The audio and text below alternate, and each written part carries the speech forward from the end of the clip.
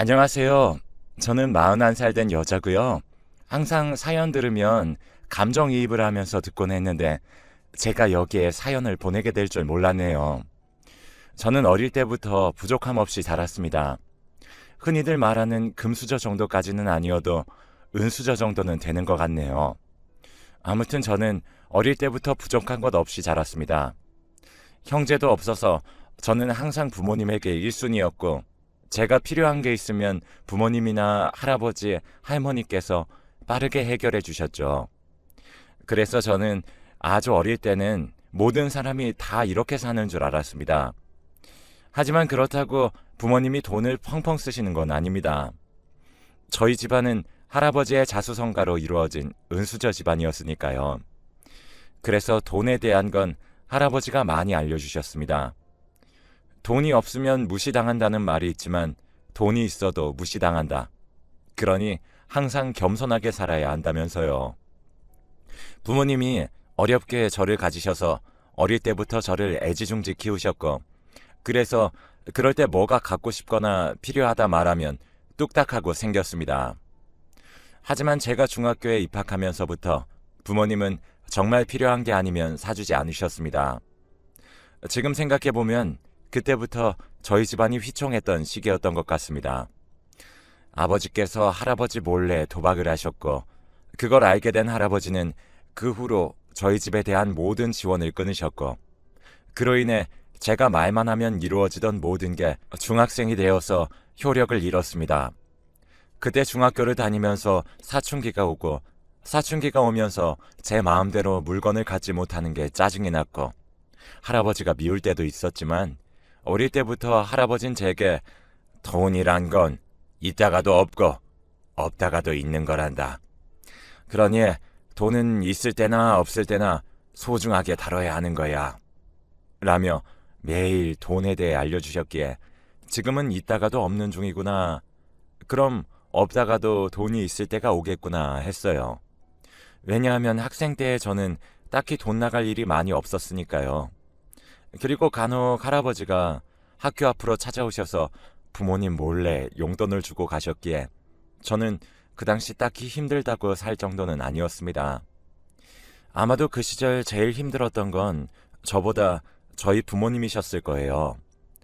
모든 지원을 다 끊으신 할아버지, 그리고 정신을 차리지 못한 아버지는 여기저기 돈을 빌리며 더 심하게 도박을 하였고, 제가 고등학교에 진학하기 전에 엄마가 저를 할아버지 댁에 맡기면서 아버지의 소식은 제대로 알 수가 없었습니다. 그렇게 할아버지 댁에 살면서 고등학교에 진학하였고, 할아버지는 저에게 돈의 개념에 대해 하루도 빠짐없이 말씀하셨고, 고등학교 때부터는 정말 최소한의 용돈만 주셨습니다. 학교 갈 교통비 정도만 주셨어요. 그렇게 할아버진 아빠를 대신해 아빠 역할을 해주셨고, 그렇게 저는 대학교에 입학하게 되었습니다. 대학교 입학하고 나서는 저에게 주시던 모든 지원을 끊으셨고, 저는 대학생이 된 후 처음으로 아르바이트를 하면서 그제야 돈이 정말 벌기 힘든 거였다는 걸 몸소 깨달았습니다. 힘들게 1시간을 일해야 버는 돈을 저는 어릴 때부터 너무 쉽게 얻었고, 그렇게 쉽게 얻은 기회를 분명 아버지도 얻으셨겠죠. 그래서 그 기회를 아버지는 도박으로 몽땅 날려버리셨고, 아무튼 그렇게 저는 생애 첫 알바로 번 돈으로 뭘 해야 할지 몰라 할아버지께 물었고, 할아버지께서는 적금을 넣으라고 하셔서 그렇게 저는 알바 월급의 80%를 적금에 넣었어요. 그리고 최소한의 돈으로만 생활을 했습니다. 그러던 중 대학교에서 과팅을 나가게 되었고, 그 과팅에서 지금의 남편을 만나게 되었어요. 처음으로 남자와 말을 해보고 재밌게 놀다 왔는데, 그 후 지금의 남편과 자주 마주쳤고, 그걸 인연으로 저희는 빠른 속도로 연애를 시작하였습니다. 남자친구와 하루하루 재밌게 보내던 중 남자친구가 군대를 입대하게 되었는데, 남자친구는 입대 하루 전날 저에게 이별을 고했고, 저는 헤어질 수 없다고 기다리겠다고 말한 후 그렇게 남자친구가 제대할 때까지 기다렸습니다.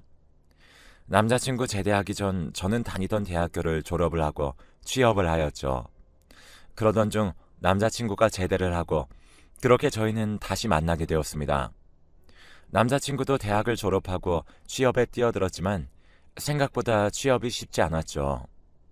그래도 포기하지 않고 노력한 끝에 중소기업에 들어갈 수 있었고, 그렇게 저희는 각자 원하던 직장에 취직해 대학교 연애 때와는 다른 조금 더 풍요로운 연애를 했습니다. 여행도 자주 다니면서 보냈고, 그렇게 연애 8년 만에 남자친구의 프로포즈로 저희는 결혼하게 되었습니다.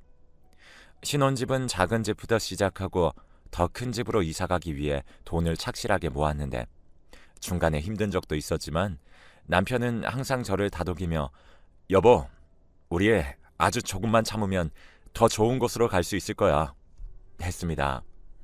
남편의 말대로 조금 더 고생을 하니 원하던 집으로 이사갈 수 있을 만큼의 돈이 모였습니다. 그러던 중 할아버지의 부고 소식을 듣게 되었고 남편과 함께 상을 치렀습니다. 장례식장에 아버지가 찾아와 정말 슬프게 우셨던 모습이 아직도 기억에 남아있네요. 그렇게 할아버지의 장례를 치르고 슬픔에 잠겨 있는데 할아버지께서 손녀인 저에게 건물 하나를 남기셨다는 소식을 듣게 되었습니다. 나중에 제 생일날 주시려고 하셨다고 하는데, 그렇게 저는 젊은 나이에 건물주가 되었고 이사 가려고 했던 저희는 할아버지가 주신 건물의 위층에 살기로 하였습니다. 그렇게 이사를 오고 매달 월세를 받으면서 열심히 살아가던 저는 얼마 전에 충격적인 일을 겪었습니다. 어느 날부터인가 월세가 한 달, 두 달 밀리는 사람들이 점점 늘어났고, 그 사람들을 내보내고 다른 사람을 들이고 얼마 지나지 않아 또 밀리는 상황이 반복되었죠. 그래서 저는 요새 경제가 많이 힘든가 하고 한동안은 눈을 감아주었습니다. 하지만 4개월이 되어도 월세를 내지 않아서 찾아가 말을 하니 세입자는 4개월 동안 한 번도 밀린 적이 없고 계좌이체로 매달 월세를 내고 있었다고 했죠. 월세를 계속 받고 있던 건 제가 아닌 바로 제 남편이었어요. 저는 그날 밤 남편에게 어떻게 된 일인지 물었고, 남편은 얼마 전부터 돈이 필요해서 그랬다고 저에게 미안하다며 말하려고 했는데 요새 일이 바빠 깜빡했다고 하더군요. 그래서 저는 어디에 돈이 필요한데 말을 하면 줄 거 아니야. 아무리 돈이 필요해도 월세를 그렇게 받아가면 안 되지. 그리고 월세를 받아갔으면 나한테 말을 해줘야지. 나는 여태 그 집이 월세 안 내는 줄 알았잖아. 혹시 내가 잘못해서 내쫓았으면 어쩔 뻔했어? 하니 남편은 그냥 미안하다며 얼버무렸습니다. 그리고 남편은 지금까지 받은 월세를 돌려주겠다고 했고요.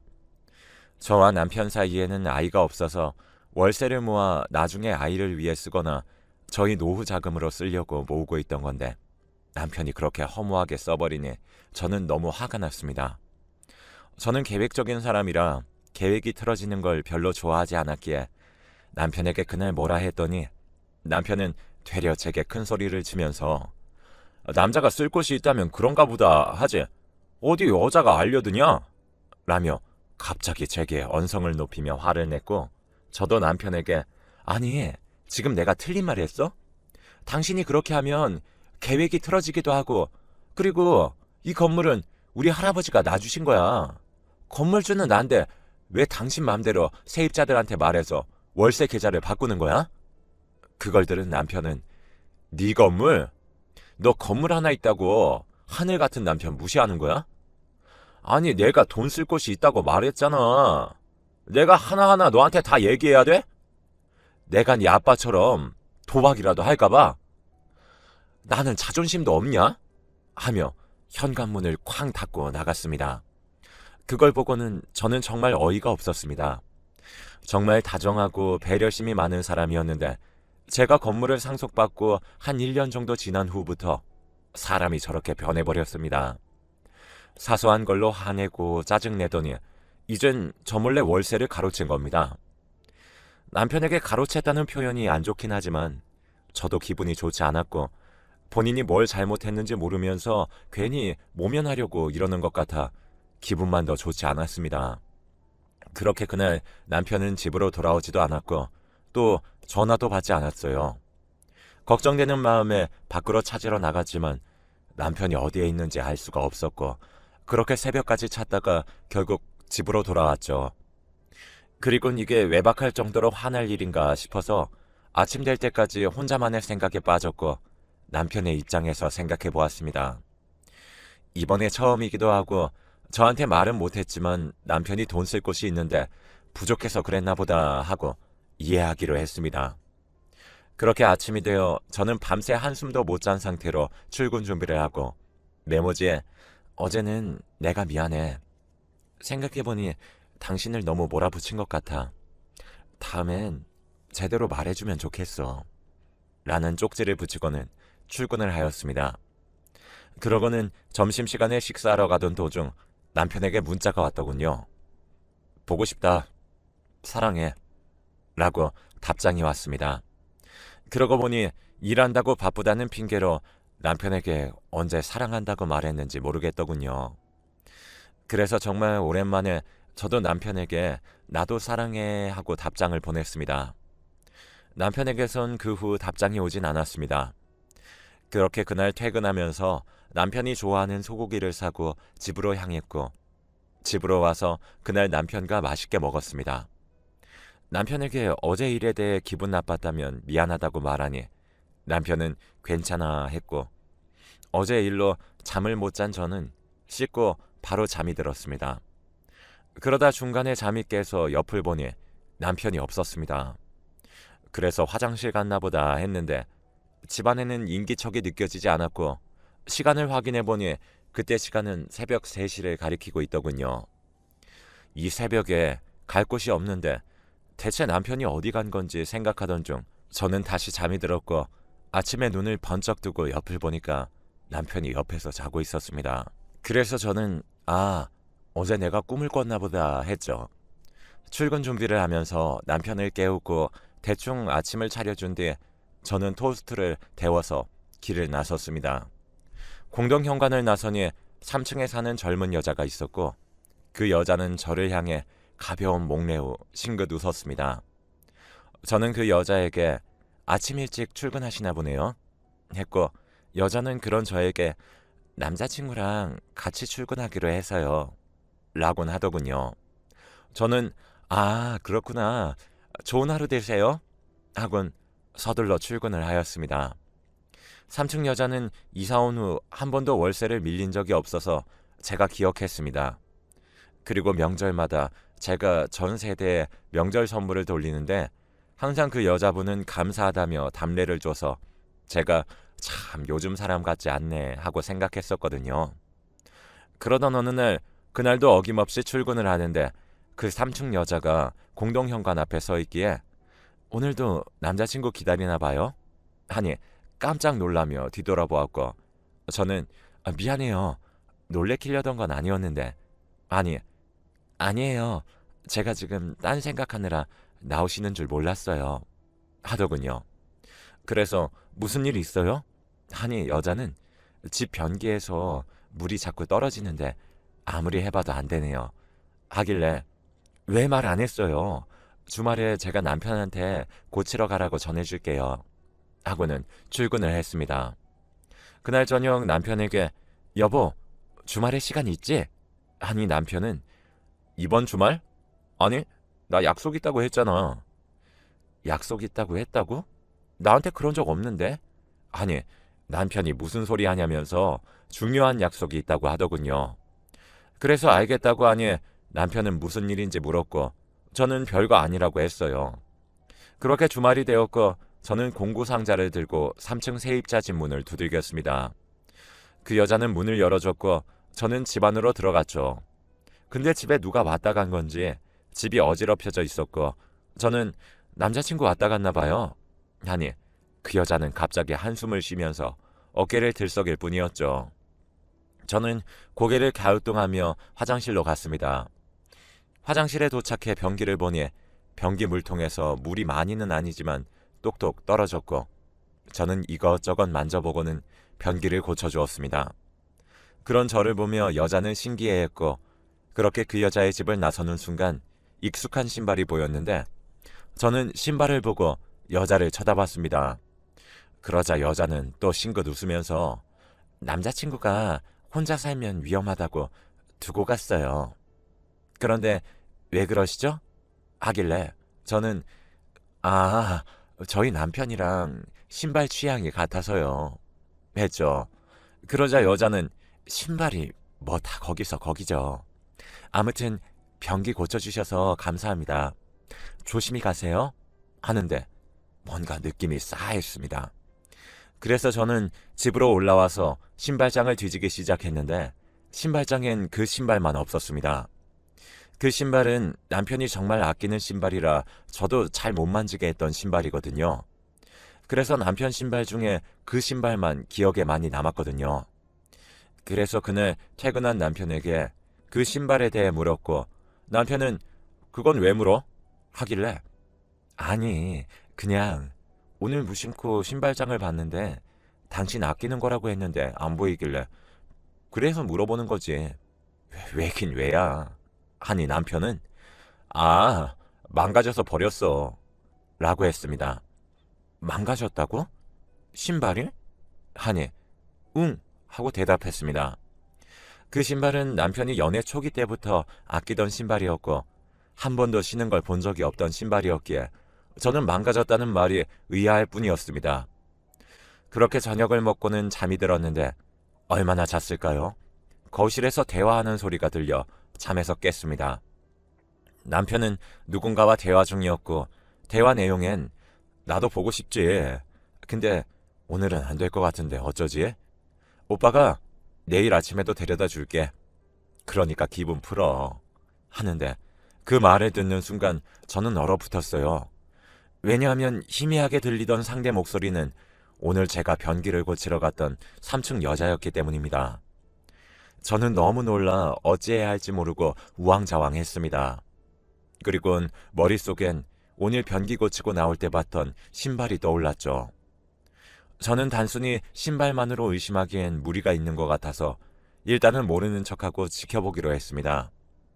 주말 동안 저는 많은 생각을 하였고 머리가 복잡한 상태로 출근을 하는데 그날도 그 3층 여자를 만나서 저는 안녕하세요.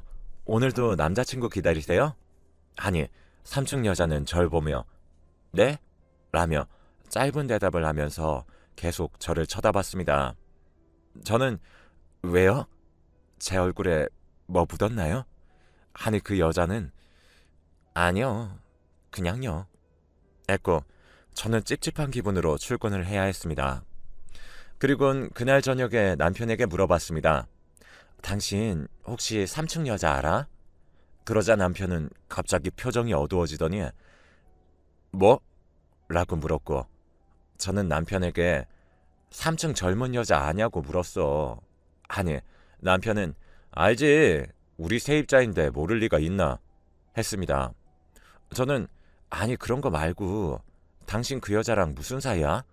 하니 갑자기 남편은 표정이 급격하게 변하더니 계속 저에게 당신이 무슨 말을 하는지 모르겠네 라는 말만 반복할 뿐이었습니다. 사실 나 다 알고 있어. 그러니까 이제라도 다 털어놔. 그럼 눈 감아줄게. 하고 남편을 한번 떠보았는데 남편이 새하얗게 질려서 저를 보더군요. 그때 이 사람 진짜 그 여자랑 뭐가 있구나 라는 직감이 왔어요.